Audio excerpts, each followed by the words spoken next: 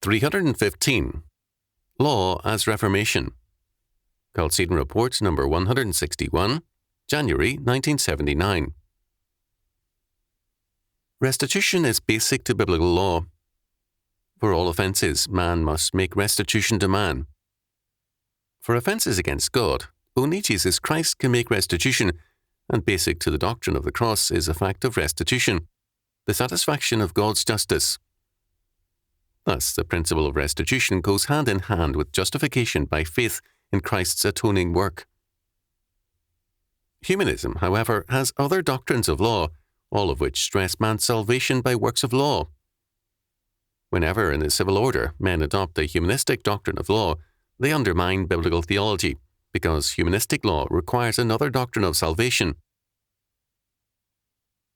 First among the humanistic doctrines of law is the doctrine of law as a means of reformation, that is, the salvation of man by legal reformation.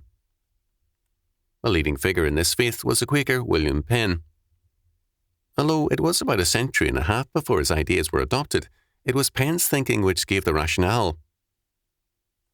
Penn, as a Quaker, believed that every man has within him an inner light, a spark of divinity, and by heeding that inner light, a man can be saved. The solution, therefore, to all problems of crime is simple from this perspective.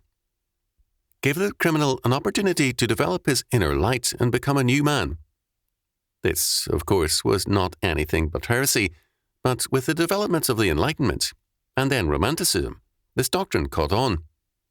As Roger Campbell in Justice Through Restitution, Milford, Michigan, Mott Media, 1977 points out, the Quakers became leaders in, quote, prison reform, end quote. How was the criminal's inner light to save him? The humanistic reformers in England, Europe, and America saw salvation in isolation from corrupting influences. Let the criminal be placed in a new kind of monastic cell in order to meditate on his sins and become a new man through the inner light. As Michel Foucault, in Discipline and Punish, The Birth of the Prison, New York, New York, Pantheon Books, 1977, has pointed out, prisons began to be built as a new kind of monastery for a new kind of monk. Prisons, moreover, began to gain new names to fit their new functions. The term penitentiary recalls medieval penitential exercises. Reformatory spells out the humanistic doctrine of reform or salvation by law. Correctional facility is again a term which witnesses to the salvific purpose of the law as reformation, as does reform school. Conservatives and churchmen who advocate quote-unquote stiffer applications of the prison system had better reassess their efforts. They are demanding a humanistic plan of salvation. Biblical law requires restitution, not imprisonment, and with habitual criminals, the death penalty. Only such a system means that crime does not pay. The prison system does not solve the problem of crime, and prisons are not reformatories, but schools for crime. Men come out worse than they went in. Of course, the means of reformation by law have changed in recent years. A variety of more modern means of salvation have been proposed and tried. One is work therapy, prison shops, work farms and the like.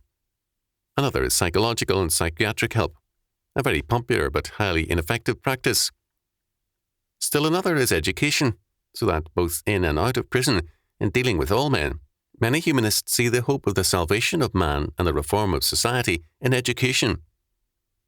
It was for this reason that I titled my study of the philosophies of statist education, The Messianic Character of American Education.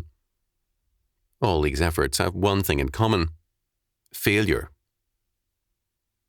But the idea of law as a means of reformation has not been limited to the theory of penology. It has been applied to all of civil society. Statist legislation has today as basic to its motivation the faith that man and society can be saved by works of law. Every time a legislature, parliament, or Congress meets, it works to save man by law. Moreover, now as humanism is in its death throes all over the world, it works more furiously to legislate salvation and to stifle dissent. What happens to churchmen who live at peace with a civil government whose life and purpose are governed by a humanistic plan of salvation by law rather than by biblical law? First, it is clear that they have failed to understand Scripture or to apply it. They have not seen the ramifications of the atonement, nor that Scripture is a total word for all of life. They try to serve two masters, two plans of salvation, Matthew chapter 6, verse 24, with sorry results. How can men advocate one plan of salvation in the church and another through civil governments without schizophrenia and moral paralysis? Second, the church then received from most of the world, which is thus surrendered to another plan of salvation. It limits its concern to man's soul and to heaven, and it surrenders God's world to the devil. Theology becomes irrelevant to life and is no longer the queen of the sciences.